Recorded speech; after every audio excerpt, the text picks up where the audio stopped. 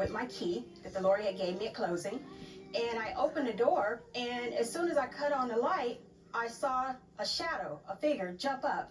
And from where I came into the first room, there's like... What is the first room? First room is like a sitting room, and at that point... Jump up from the floor? From the floor. And the shirt, I could see the shirt was falling down, and I could see their white midriff, and I could see they were pulling up their pants. And I kind of stood back, again, because I didn't know how many was in the house, because this was a big truck in my yard. So I asked, who is this in my house? And the shadow hollered back as he was actually in the process of actually running to the next room.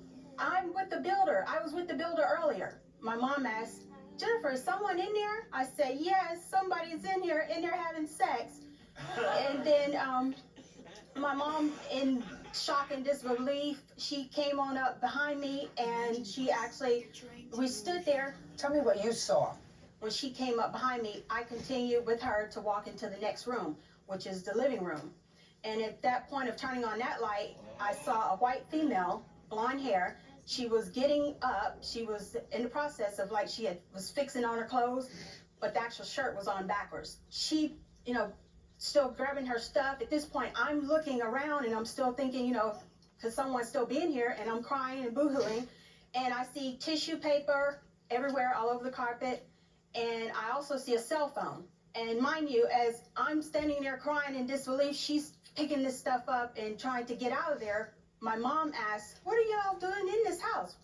And she didn't say anything. She just shook her head, and she was turning red as she continued to go on into the next room, which I cut on the light in there was my actual kitchen and breakfast nook area. I actually saw coins on my island, and I saw coins on the floor. And the actual kitchen drawer that's near the stove was pulled out. So she pushes the drawer back in, and then she just bolts from the kitchen out into the laundry area and out the garage entry door. At this point, this female goes to the passenger side of the truck, jumps in, and at that point, I'm not sure where the actual guy that was in my house comes from, but he actually comes to the driver's side, and he's fumbling to get in the car, and he says a curse word, and she finally lets him in. He backs up real fast. Mind you, my mom is still standing. He's the guy. He's the guy. He's Kenneth Soros. He's the guy that you saw that was in your house. He acknowledges that he was in your house. He has a story to tell me. And what you want in this lawsuit is damages for being in your house.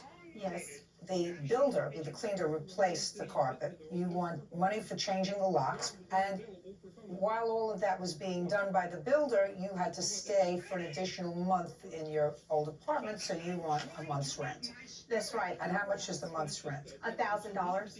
All right, Mr. Soros.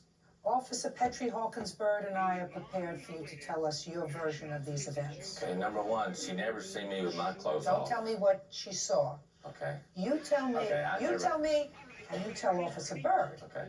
What you wrote in your answer as your version of these events. All right, I never was undressed in her home.